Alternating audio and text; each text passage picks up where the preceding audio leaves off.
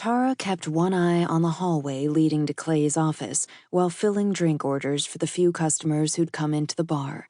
She was dying to know what was going on behind that closed door, how Clay, Mason, and Levi were reacting to the news of a brother they hadn't known existed, and she was curious to find out how things were going for Jackson, too.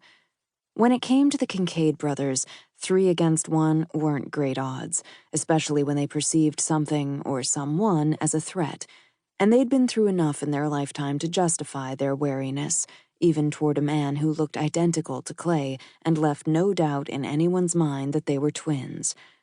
Grabbing a bottle of rum, she poured 2 shots into a tall glass and filled the rest with cola, then added a lime before setting it on the serving pad for Amanda to pick up and deliver to a table.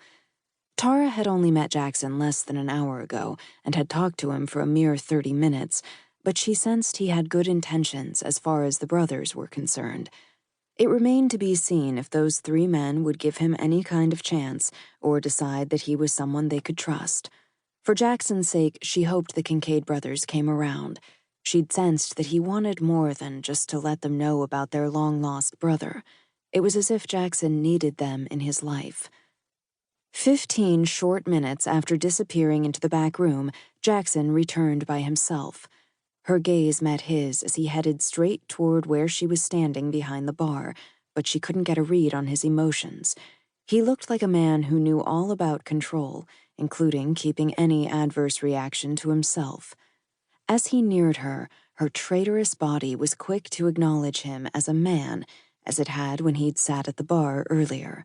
A gorgeous, sexy, captivating man with a seductive mouth made for sinning and a lean, powerful body defined by the cut of his expensive suit. Even the way he walked was both sensual and assertive, and a very naughty part of her wondered if he was equally demanding in the bedroom with a woman's pleasure. The thought alone had her panties feeling damp. She shifted on her feet as awareness fluttered in her belly, and her heart even raced a bit faster too. It seemed like it had been forever since she'd felt this level of temptation, this irrepressible attraction, and that was saying something considering all the men who came into the bar and hit on her on a nightly basis. She'd gone out with a few, but none of them had gotten past a date or two, and none had ever sparked the kind of burning desire she was feeling right now, without being physically touched at all. Her response to Jackson should have felt weird, considering he was Clay's twin and she'd once had a tiny crush on her boss before he'd met and married Samantha.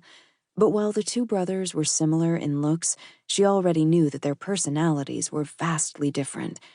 This man who'd just stopped in front of her with only the counter separating them was dynamic and sophisticated, more worldly and enigmatic compared to Clay's more casual persona and the simple way he chose to live.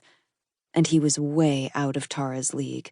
She considered herself an ordinary, average woman who poured drinks and managed a bar in a low to middle-class neighborhood, and she carried around way too much baggage of guilt and regrets that sometimes felt like 100-pound weight on her conscience. Undoubtedly, Jackson was used to beautiful, exquisite females who were elegant and refined, women who came from respectable families and didn't have a past crammed full of shameful secrets. There was nothing about Tara or her life that was remotely close to being cultured in any way, and there never would be. He cocked his head to the side, his blue eyes flicking across her face before meeting her gaze again. "Warm in here?" he asked. His odd question caught her off guard. It was the last thing she'd expected him to say after leaving Clay's office. No. Why?" A hint of a teasing smile tipped the corner of his mouth. "Your skin, mostly your cheeks, look a little flushed." Because she'd just been thinking about his prowess in the bedroom before her thoughts had veered off course. Suddenly feeling as though he'd read her mind somehow, that he knew exactly the kind of effect he had on her senses, she resisted the impulse to raise her palms to her flushed face. She asked a more important question of her own instead. "How did it go in there?" "As well as can be expected, I suppose."